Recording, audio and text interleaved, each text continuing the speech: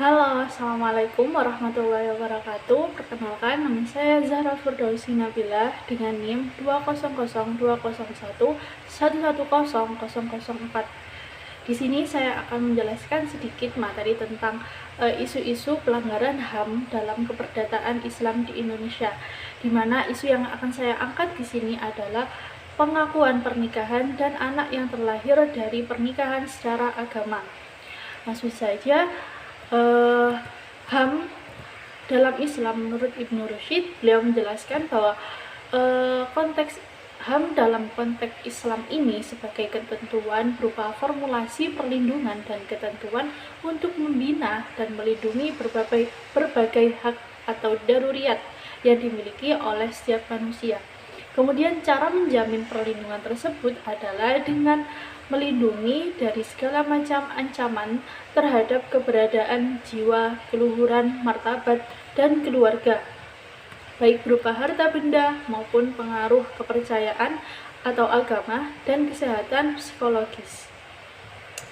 Kemudian dalam isu keperdataan yang saya angkat di sini, saya mengambil sebuah putusan MK yang mana nomor 46/PUU nomor 8/2010, di mana dalam putusan MK ini terdapat permohonan pengakuan pernikahan dan anak yang terlahir dari pernikahan secara agama, di mana pemohon di sini menyantumkan pasal 2 ayat 1 Undang-Undang Perkawinan yang menyatakan bahwa perkawinan adalah sah apabila dilakukan menurut hukum masing-masing agamanya dan kepercayaan itu sendiri. Kemudian dijelaskan dalam putusan tersebut bahwa pada tanggal 20 Desember tahun 1993 di Jakarta telah berlangsung pernikahan antara pemohon, yaitu Haji Aisyah Muhtar alias Mashisha binti Haji Muhtar Ibrahim dengan seorang laki-laki yang bernama Dr. Andes Murdiono, di mana dengan wali nikah yaitu almarhumah Haji Muhtar Ibrahim yang mana disaksikan oleh dua orang saksi, yang masing-masing saksi bernama almarhum Kiai Haji Muhammad Yusuf Usman dan Risman. Kemudian pernikahan tersebut dengan mahar berupa seperangkat alat sholat, uang 2.000 real, di mana ini adalah mata uang Arab, dan satu set pernikahan emas. Kemudian ada berlian yang dibayar tunai, dan dengan ijab yang diucapkan oleh wali tersebut, dan qabul yang diucapkan oleh laki-laki bernama Dr. Andes Murdiono tadi. Kemudian ada beberapa pasal yang dicantumkan oleh pemohon, di mana yang pertama adalah pasal 2 ayat 2 Undang-Undang Perkawinan yang menyatakan bahwa tiap-tiap perkawinan dicatat menurut peraturan perundang-undangan yang berlaku. Nah, menurut Prof.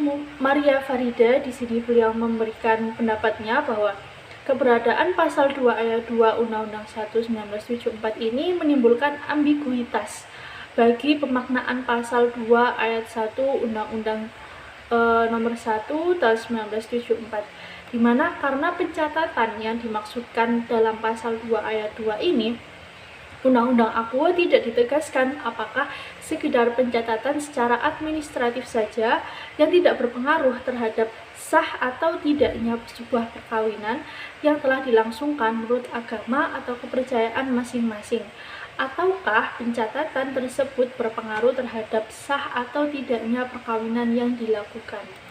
Nah, kemudian ada juga pasal 28B ayat 1 dan 2 Undang-Undang 1945, di mana menyatakan dalam pasal 28B ayat 1 1945 bahwa setiap orang memiliki hak untuk membentuk keluarga dan melanjutkan keturunan melalui perkawinan yang sah. Kemudian dalam pasal 28B ayat 2 Undang-Undang 1945 menyatakan bahwa setiap anak berhak atas kelangsungan hidup, tumbuh dan berkembang, serta berhak atas perlindungan dari kekerasan dan diskriminasi. Nah, dalam pasal 28B ayat 1 dan 2 ini menjadi dasar hukum yang pemohon ajukan yaitu untuk mendapatkan hak pengakuan pernikahan yang sah secara agama, kemudian serta hak pengakuan anak yang sah secara agama. Hak pengakuan anak yang terlahir dari pernikahan yang sah secara agama, seperti itu. Kemudian ada lagi pasal 43 ayat 1 Undang-Undang Perkawinan yang menyatakan bahwa anak yang dilahirkan di luar perkawinan hanya mempunyai hubungan perdata dengan ibunya dan keluarga ibunya, di mana apabila norma hukum Undang-Undang Perkawinan ini menyatakan seorang anak di luar perkawinan hanya mempunyai hubungan perdata dengan ibunya dan keluarga ibunya karena berpijak pada sah atau tidaknya suatu perkawinan, menurut norma hukum. Kemudian dalam Islam sendiri, perkawinan yang sah adalah berdasarkan ketentuan yang telah diatur berdasarkan Al-Quran dan Sunnah. Jadi adanya kelahiran anak pada permasalahan yang diajukan oleh pemohon ini bukan anak yang lahir dari sebelum adanya ikatan pernikahan, namun telah ada ikatan pernikahan di dalamnya, namun yang pernikahan tersebut itu dilakukan sah secara agama, namun dalam pandangan hukum menjadi tidak sah karena tidak dicatatkan. Jadi adanya pasal 47 ayat 1 Undang-Undang Perkawinan ini bertentangan dengan permasalahan yang pemohon ajukan, di mana jika dalam pasal 43 ayat 1 ini adalah perkawinan yang hanya anak yang lahir di luar perkawinan, sedangkan anak yang terlahir dari pernikahan yang pemohon ajukan ini adalah anak yang terlahir dari pernikahan yang telah sah secara agama. Kemudian dalam pasal 28D ayat 1 Undang-Undang 1945 menjelaskan bahwa setiap orang berhak atas pengakuan jaminan, perlindungan, dan kepastian hukum yang adil serta perlakuan yang sama di mata hukum. Nah, dengan adanya pasal 28 ayat 1 Undang-Undang 1945 ini, pemohon memiliki hak untuk diakui pernikahannya yang sah dilakukan secara agama, serta hak nasab untuk anaknya yang lahir dari pernikahan yang sah secara agama. Namun ini bertentangan dengan adanya pasal 2 ayat 2 Undang-Undang Pernikahan, di mana menyatakan bahwa tiap-tiap perkawinan dicatat menurut peraturan perundang-undangan yang berlaku, dan pasal 48D ayat 1 yang menyatakan bahwa anak yang dilahirkan di luar perkawinan hanya mempunyai hubungan perdata dengan ibunya dan keluarga dari ibunya. Kemudian dalam putusan MK tersebut terdapat pandangan hukum yang menyatakan bahwa pasal 28B ayat 1 Undang-Undang 1945 ini menjelaskan yang di dalamnya bahwa perkawinan pemohon yang dilangsungkan sesuai dengan rukun nikah adalah sah, tetapi terhalang oleh pasal 2 ayat 2 Undang-Undang Perkawinan, di mana norma hukum yang mengharuskan sebuah perkawinan itu dicatatkan menurut peraturan perundang-undangan yang berlaku telah mengakibatkan perkawinan yang sah dan sesuai dengan rukun nikah agama Islam, dalam hal ini adalah norma agama, menjadi tidak sah menurut norma hukum. Kemudian tujuan dari adanya pencatatan perkawinan sebagaimana dimaksud dalam pasal 2 ayat 2 ini adalah, yang pertama adalah agar terwujudnya tertib administrasi perkawinan. Yang kedua adalah memberikan kepastian dan perlindungan terhadap status hukum suami, istri maupun anak. Kemudian yang terakhir adalah memberikan jaminan dan perlindungan terhadap hak-hak tertentu yang nantinya akan timbul karena perkawinan, seperti hak waris, hak untuk memperoleh akte kelahiran, dan lain sebagainya.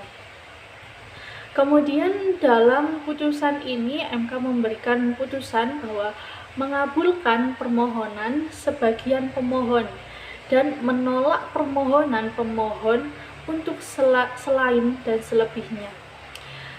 Lanjutannya dalam pasal 43 ayat 1 Undang-Undang nomor 1 tahun 1974 tentang perkawinan kurung buka Lembaran Negara Republik Indonesia tahun 1974 nomor 1, tambahan Lembaran Negara Republik Indonesia nomor 3019 kurung tutup, yang menyatakan anak yang dilahirkan di luar perkawinan hanya mempunyai hubungan perdata dengan ibunya dan keluarga ibunya, di mana makna pernyataan tersebut adalah tidak memiliki kekuatan hukum mengikat sepanjang dimaknai menghilangkan hubungan perdata dengan laki-laki yang dapat dibuktikan berdasarkan ilmu pengetahuan, teknologi, dan atau alat bukti lain menurut hukum.